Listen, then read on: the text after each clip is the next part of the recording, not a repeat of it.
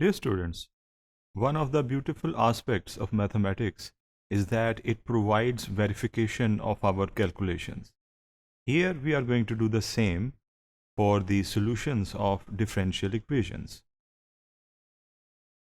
As we are going to verify the solution of the first order differential equations, we need one of the first order differential equations and definitely its solution that needs to be verified. So we have chosen the complete equation case out of the three cases. As you remember, on the whole we had three cases. First one was the homogeneous case, and the second and third were the homogeneous, non-homogeneous one and non-homogeneous two cases. Now, as we remember that the second case in the overall sense, and that is the first of the non-homogeneous cases, allowed both A and B not to be a zero value. It means that it is a complete equation and it's going to give a complete solution. That is why, for the sake of verification, we are choosing the most wholesome case out of the three. So here you can see we have chosen this case, and this is the definite solution of the NHC 1, briefly speaking. Now आप इस notation से well aware हैं, because NHC stands for non-homogeneous case, 1 stands for the first case where A is not equal to 0, neither B. So अब ये जो हमारे पास solution था, इसे हम differentiate करेंगे और देखेंगे कि इससे क्या डेवलपमेंट होती है. बट इसकी रीज़न भी मैं आपको यहाँ पे बताऊँगा कि चूँकि हमारे पास डिफरेंशियल इक्वेशन है, उसमें एक वैल्यू है y की और दूसरी वैल्यू है dy ओवर dt की. y की वैल्यू तो हमें गिवन है, हमारे पास dy ओवर dt की वैल्यू नहीं है. वो हम इससे कैलकुलेट कर रहे हैं बट टेकिंग द डेरिवेटिव. और जब हमारे पास ये दोनों वैल्यूज़ होंगी, हम उन्हें सब्स्टिट्यूट करेंगे and we will get the verification if it is there.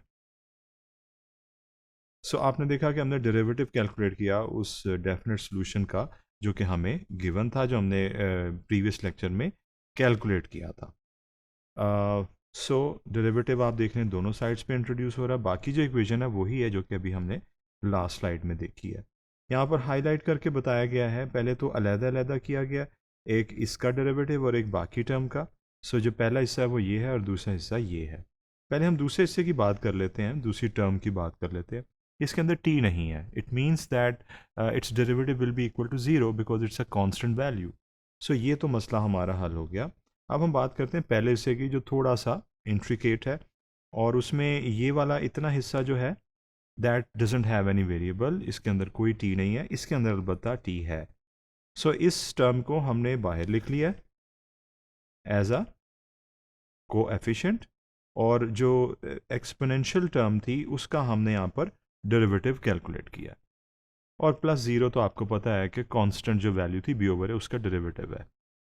अब ये वैसे ही हमने लिख ली जैसे एक कोएफिशिएंट को हम लिखते हैं, और इसमें से जनरेट हुआ माइनस ए, क्योंकि ये dt कैंसिल आउट हो गया. माइनस ए जो जनरेट हुआ वो ये लिखा हुआ है, और ये एक्सपोनेंशियल टर्म वैसे की वैसे.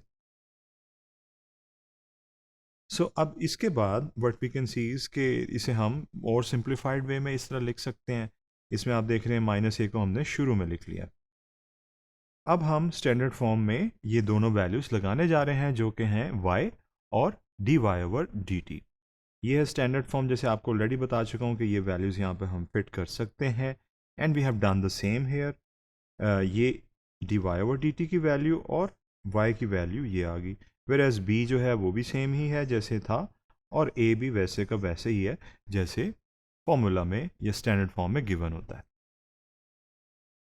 Now the surprising thing is कि जब हम इसे हल करेंगे तो most of the things will be cancelled out, क्योंकि इसमें दरमियान में प्लस का साइन है और यहाँ पर बाकी टर्म है और बी ए है. Now let's try to understand it because in the next step they will be cancelled out. अगर आप इस बॉक्स को देखें, इस टर्म को देखें फॉर एग्जांपल, और इस टर्म को देखें, they are the same except for the sign. पहली टर्म में माइनस है और दूसरी टर्म में प्लस है. सो ये तो हो जाएंगे कैंसल आउट, और b ओवर a हमारे पास यहाँ पर बचेगा. लेकिन ये b ओवर a फर्दर हम देखते हैं इसका क्या ट्रीटमेंट होगा. ये हमने काट दिया ठीक है। और ये जो a बाहर मल्टीप्लाई हो रहा था, ये मल्टीप्लाई इस b ओवर a के साथ भी होगा, राइट, क्योंकि ये जो y की वैल्यू है ओवरऑल सोल्यूशन बाहर इसके a है, तो ये इसके साथ भी मल्टीप्लाई होगा। सो a यहाँ पर मल्टीप्लाई होके इस टर्म के साथ तो कैंसिल होगा, लेकिन यहाँ पर डायरेक्टली कैंसिल आउट हो जाएगा इस a के साथ। तो हमारे पास बचेगा यहाँ पर सिर्फ b, और b is equal to b। It means कि left hand side is equal to right hand side. It means के जो हमने सोल्यूशन निकाला था उसकी बेसिस पे जो हमने डेरिवेटिव निकाला, उन दोनों को जब हमने सब्सटीट्यूट किया डिफरेंशियल इक्वेशन में, तो आंसर हमारे पास बोथ साइड्स पे इक्वल आया। इट मीन्स के दोनों वैलिड हैं। यहाँ पर जो छोटा सा फ़र्क हम नोट कर सकते हैं वो ये है कि when we use algebraic, simple algebraic equations, तो हम उसमें वेरिएबल की वैल्यू को सब्सटीट्यूट करते हैं। जैसे x प्लस वाई में अगर हम x और y की वैल्यू लगाएं तो इज़ इक्वल टू 5, तो वो वेरीफाई हो सकता है। लेकिन यहाँ पर सिर्फ उस अननोन की यानी कि y की वैल्यू नहीं लगाई हमने, बल्कि हमने उसके डेरिवेटिव की भी वैल्यू लगाई। And the reason is simple, because we are not dealing with algebraic equations, simple version of them.